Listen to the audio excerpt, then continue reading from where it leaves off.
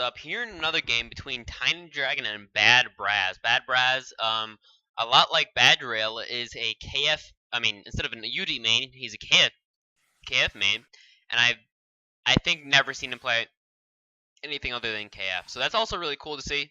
Like I said before, um, yeah, like I said before, somebody who mains one faction and only that faction, I usually think is pretty cool. And they usually get a pretty good, understanding. Now, BadBraz, not only has he mained KF, he also has mained this deck, this battle group of his for quite a while now. He's been playing it at least for the last 2 months. It's a very aggressive KF battle group. He usually does transfigure quite early. He has the Aurora Inspector as well as the Elven Strategist. Reticulated Splinehawk. Yeah, and then that Rage of the Circle. Now, I think BadBraz does kind of hinge on this Rage of the Circle. Usually, he does like to teleport him in, get damage, get a kill, and then play the Disappear ability. I don't remember what it's called. To make sure that the Rage of the Circle doesn't die too easily. And then he plays like a Rejuvenation Ring to get him back to HP. And this is a very cheap champion, 69 Nora, can't be attacked from range, and has that Manic. Now we are going to see TinyDragon come in with the what we just saw as a bit of a good combo there. Is we saw the where is it? Here, Warcry went off, or sorry, not Warcry. The Lead the Charge gave the Elven Bard initiative, and because of that, she was able to do Battle Hymn, right? And that Battle Hymn gave them all these champions 2 extra speed. And now I can probably kill 1 to 2 champions here. I'm guessing the Inspector is dead, and maybe even this Reticulated Spinehawk. We do have a 17 damage Garu Whisperer out. That means, yeah, Spinehawk is definitely dead. The Oral Inspector will be a bit harder. It does have 2 defense.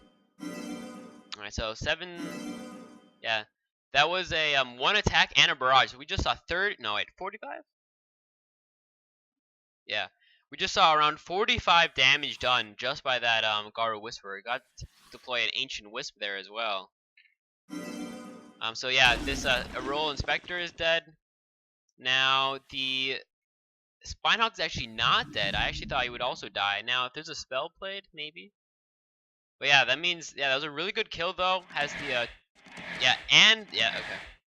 So got a kill as well as using the inhibit power, meaning they're all lose their main abilities as well as they're all distracted. So there's not gonna be much of a repercussion, right? There's not gonna be nothing to come back really. He can maybe kill the Garu Hunter at 32 HP, but this is a very cheap champion. Minus the 10 from the leverage, he's around 52 Nora for 48 HP. Cleanse, very good. Gives that initiator back to the Reticulated Spinehawk as well as pull and swap. Now I'm gonna guess there's gonna be at least 1 kill by BadBraz, but 1 kill won't be enough. There's already too much meat on that board. The Garu, these bears, these giant ass bears, you have to think of these. Have you ever seen like a real bear in life, like an actual Kodiak? These things are ginormous. Like that's not scene right here. Wow, that was fun. That was really cool actually. He pulls into the traps. They're actually all slowed now. Gonna kill the Garu Hunter. Yeah, this is a giant ass Kodiak.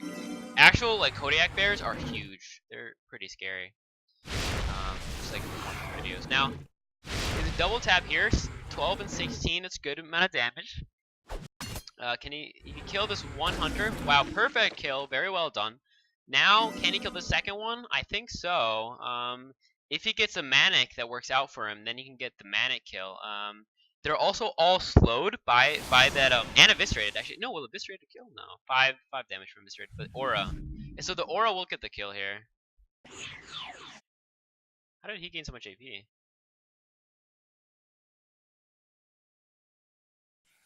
No.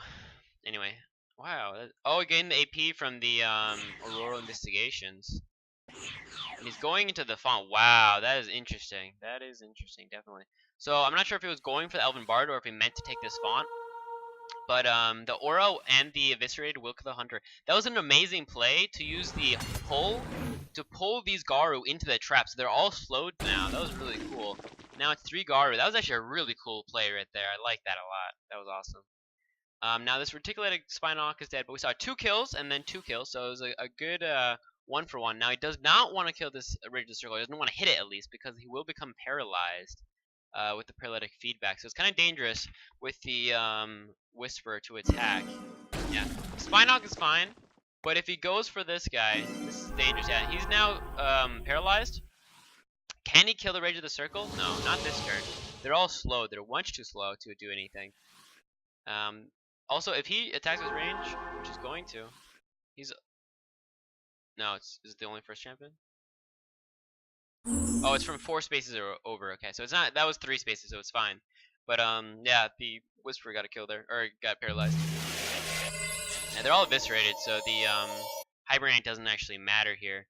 Now, it is BadBraz's turn. We're gonna have to see what he does. This is a very compact position, right? It's 1, 2, 3, 3 champions versus these 4. They're all very compact. They can protect each other. So if this Rage of the Circle were to move in on something, then these giant ass bears will, you know, they'll defend. On the other hand, it might not be a bad idea to just get these and run away. What was that? Yeah, that was a rejuvenation ring I was talking about. This is what he does quite often. I've played in person a few times, maybe 2 or 3 times. Where BadBraz, he gets his Rage of the Circle. It kind of hinges on it, like I said. Where he plays the Rage of the Circle, puts a rejuvenation ring on him, and he keeps him alive. And then he plays the Escape Magic just so that he never dies. Gets both Nora Gloves. That's really good, just so he can now deploy probably again if he wants. And now it will be TinyDragon will be 1 font down, as well as the Lead the Charge procs are, I believe, done. It's only the first 2, right? Yeah. Alright, going for the summits. Really need to watch out, though, that make sure the Auroral Investigator does not die. The Auroral Investigator is a bit of a key point here. Just with the Auroral Investigation, we saw how much AP that gave, right? That's a strange play. With him being so aggressive, I thought he'd play another aggressive champ, but instead he's played the Nectar Fairy. That's more of a support. Shroud against 1 ranged champ, really? I guess you can count the Garu Chosen as ranged, but... Yeah, let's see, 1, 2, 3... 1, 2, 3. Yeah, so the Elven Bard can attack. The Garu Kodiak can. Look how long this float is. 2 turns where they all have -2 speed is very nice. -2 speed for 2 turns is crazy. Let's see. Is the Surge of the Circle dead? 1, 2, 3, 4. Yeah, he is now paralyzed because it's 4 or greater. But that gets the kill. So he gets the kill with the Grimlick's Bane. Also, kind of a waste of the Rejuvenation Ring. Really, he should have had a Escape Magic, right? If you're gonna play Rejuvenation Ring, you better have a Escape Magic on your champ, right? It makes no sense to allow him to die so easily after you play a spell like that. But now there's a Frenzied Zombie for TinyDragon, and now it's 3 champions versus 1, 2, 3, 4 and a half, I would say, because you can count these 3 summons as like maybe half a champ. So now it's quite a lead, I would say, for TinyDragon. He kept up well. Yeah, the Rage of the Circle didn't do much. He dealt damage to this thing once, right? He teleported over, took the font for like 2 turns and hit the Pride, right? That's all he did. He didn't do anything else. He didn't even damage any of these champions. So that was kind of a waste in all honesty with the it's a good swap just to make sure the Investigator doesn't get hit here by the Garu Whisperer. The 7, I think he has 7 next turn. 7, 8, 9. His move 1. Yeah, he's good. Alright, so he plays his Articulated Spinok down here just to get that Nora Globe.